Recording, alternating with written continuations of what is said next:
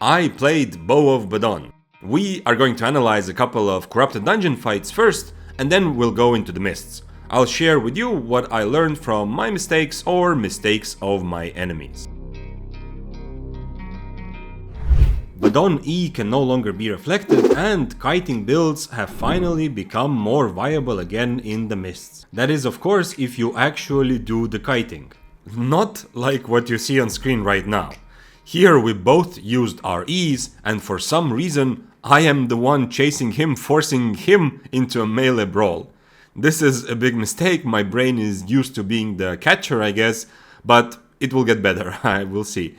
In this fight, however, you can see that not spacing when my E is on cooldown put me in a very hard situation. There might have still been hope, but once I frost shot myself into the wall, I no longer have the tools that I need to create the space, and this Infinity Blade gets a simple kill, because he brawls much better, especially when he has Q stacks. I want you next to check out this moment from a fight against a quarterstaff. Can you tell me why this Mistwalker jacket here was my mistake? I think this is actually a mistake on two levels. First, mechanical. Dealing any damage brings you out of Mistwalker jacket, and since I sent an auto attack right before clicking my jacket, you can see that the Mistwalker doesn't work and I still get hit by his E.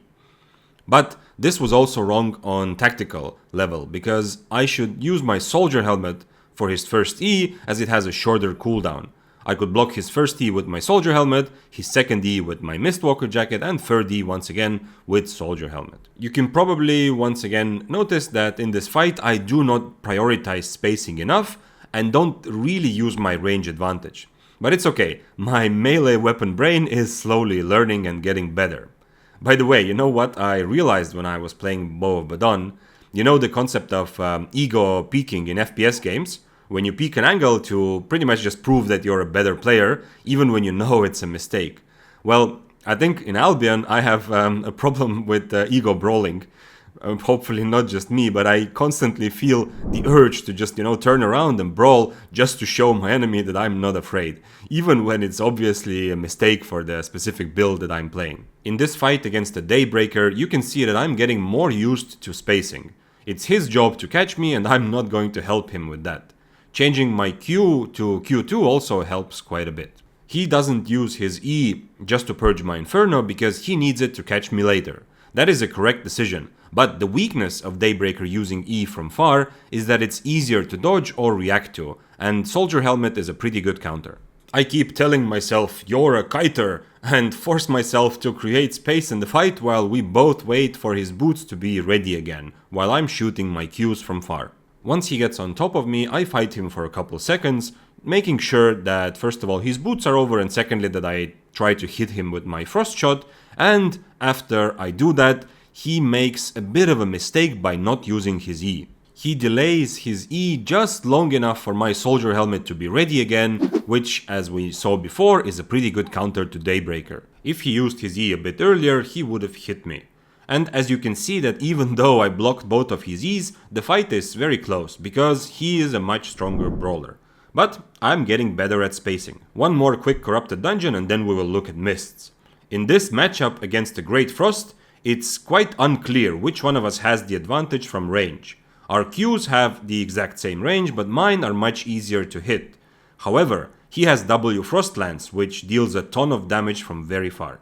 I hit my Qs and he hits his Ws for a while, and then it looks like he thinks that I have the advantage because he decides that it is now his job to close the gap, and we end up spamming everything we have at each other in a colorful anime battle, resulting in a very narrow victory.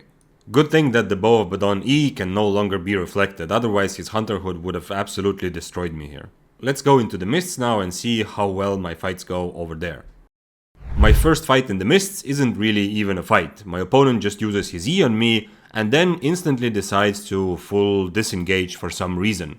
He drinks an Invis potion, but my spider senses are too keen and I'm able to guess where he went and start chasing. The reason I'm showing this is just to share a lesson I got about how easy it is to misclick everything in the mists with a weapon that has such a high attack range as the bow. With a spear or a melee weapon, if you misclick a Wolpertinger as you're running, you're still gonna run in that direction. But with the bow, it's so simple, and you can see as I'm chasing him, I misclick a lot of different mobs, which make this chase much longer than it needs to be. I am finally able to catch him though for a decent payday, considering that, well, this wasn't really a fight. By the way, if you're noticing that I'm using a tier 8 bow here with tier 7 armor, this is not because it's an economically good decision or some Badon specific strategy to follow. No, this is simply because I have full specs in my leather armors and plate shoes and all that, but zero specs in all bows other than Badon, and I wanted to even it out a little bit. Once I got my Badon specs to a little bit over 100, I stopped doing this. In the Mists, spacing is even more important than in Corrupted dungeons, and it's fundamental to learn how to create it and also how to use it. Against this Wildfire, even though we are both ranged weapons, he brawls much better, and I have an advantage from range. This is in big part because he is using Q1. Look at this, he has already lost over half of his HP and I'm still full. This is a bit of an extreme example, but this is possible due to my range advantage, and also the fact that he can't reflect my E with his Hunter Hood anymore. I block his E with my Soldier Helmet, which is a very strong defensive item. I use Invis because remember, I'm still the kiter in this situation. If I just let him stand on top of me and use everything he has, I will probably lose. Maintaining a good kiting distance gives me a simple win in this fight. And you can see that it's difficult for him to get value from his defensives like Cleric, Robe or Gigpod because I never fully really commit to the brawl. Next up we have another Wildfire, but this time with a bit of a meme build. His plan is to teleport on top of me with his boots, then sleep me, then use his E and finish me off with artillery from far. He even has a Crypt Candle for extra damage. It's kind of weird that he's using a normal cape and not a Keeper cape for this plan that he has. It is a pretty cool plan though. However, I have Soldier Helmet. Without Frost Shot I have less mobility but more damage from far, so there's even less reason for me to just stand and brawl. I used my Invis to cancel his artillery and now I just need to finish the job before his second E gets ready. If you are playing any sort of one-shot cheese type of build in solo PvP, then my big advice to you is to not be obsessed with using your combo right away when your enemy is full HP. There are two big reasons for this. Number one, if you hit your combo, then the enemy can just run away. They still have time and HP to try to disengage. And for example, in this case, he would have zero chance of catching me because he has no sprint. The second reason is that you don't even give your enemy a chance to waste their defensives. Imagine if this man fought me normally for a little while, what if I click my Soldier Helmet or Invisibility and make a mistake? Now he can go for his one shot and he can kill me from maybe 70% HP and get his nice loot. This fight against the one-handed dagger is a good follow-up to my last video about catching kiters. I have 3 kiting tools: Boots, Frost Shot and Invis. He has 3 tools to catch me: Boots, Shadow Edge and Helmet of Valor. Since we start the fight from far, if we both play our cards correctly, I should be able to maintain my distance. But invisibility cooldown is so long that on the second rotation he will have an advantage. That's actually a common strategy for the one-handed dagger. Get your enemy to use all their defensives against your first E and then kill them with your second E. So let's see how he approaches this fight. He closes the distance and the fight is already over. Well, I'm joking a little bit, but did you notice that he used both his boots and Shadow Edge for his first engage? After that I have a big mobility advantage, especially of course after he also used his Helmet of Valor, but I don't have anything to worry about. I didn't even have to use my Invis to kite him the first time, and I can chase him knowing that I will very easily survive his second E. And even though I was a little bit slow clicking my buttons, I can easily chase him down now and there isn't really anything he can do to avoid this death. This is a good reminder to all of us that in fights where one side is the kiter, mobility is so fundamentally important that wasting any part of your mobility can pretty much be the crucial mistake that gets you killed. In this next fight, the stakes are high because only one of us can be the best Badon in this Mist. The fight starts very badly. He hits his E and then nicely dodges mine. I've already made a tactical mistake here, which I realized later and we'll talk about it in a minute. but I'm at least able to now do some damage to him while he's royal marching to catch up, and then I use my invis to waste his boots.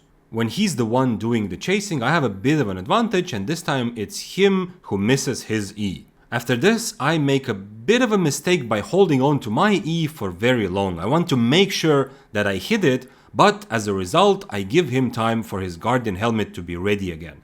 Remember that fight in Corrupted Dungeon against Daybreaker? Very similar type of thing.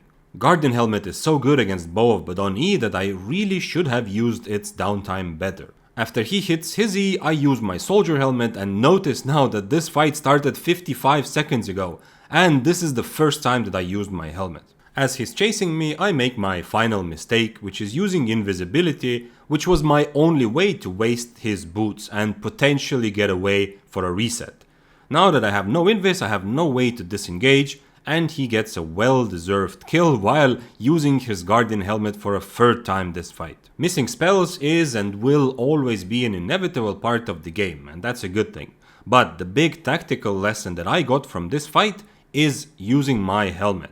I should have used my helmet right away when he hit me with his first E, and I should have been more mindful of the cooldown on his helmet, which was his by far the best way to counter my E. This next fight actually nicely illustrates a lesson that I've mentioned in an earlier video about fighting against Fists of Avalon. Check out what happens after he misses his first E. Well, he misses his first part and then I block it with Soldier Helmet. He goes for a full reset. And it's not about him being too scared or something like that.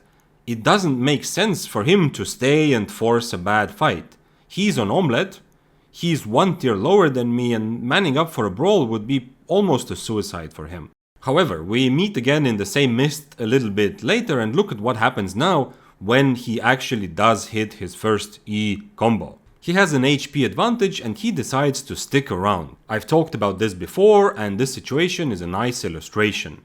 If you want to have a chance to kill Fists of Avalon, oftentimes you need to let them hit one combo. And it can be scary and it can be risky, but for many builds that's just the best chance you have. I equip a poison potion here because I expect to be able to win this second brawl even without a healing pot, and I don't want him to get away again. Using healing potion here would be much safer, but you know, good stories don't start with a salad, so here we go.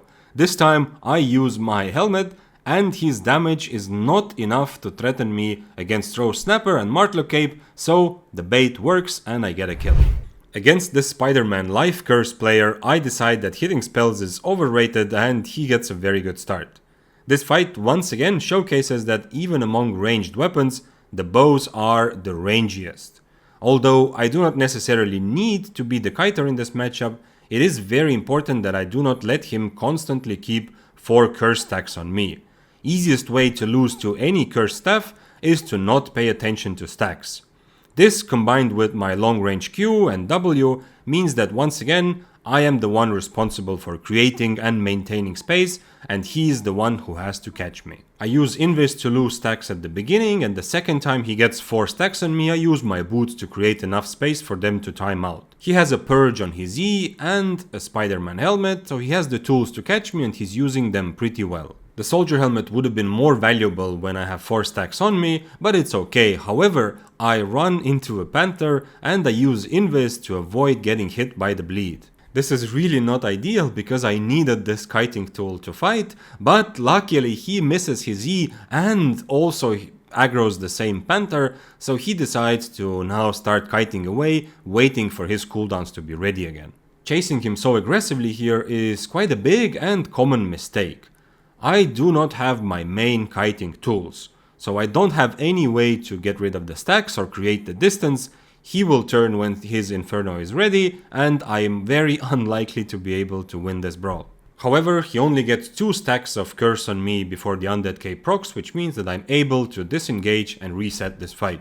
We tried to continue the fight, but there was a dual swords rat which luckily for me decided to kill him, and actually made me discover a new bug that I did not know was in the game. I was able to reliably reproduce this also with some friends. If your poison potion is on the enemy while the enemy dies, you get the right to loot that corpse, even if you don't do the majority of the damage. Even if your poison is not the one that last hits, you will still be able to loot them right away, which is what happened here in this case, but honestly I'm just lucky to have survived that earlier fight in the first place. I hope that you are learning from my mistakes and my fights. I'm very happy that you're here.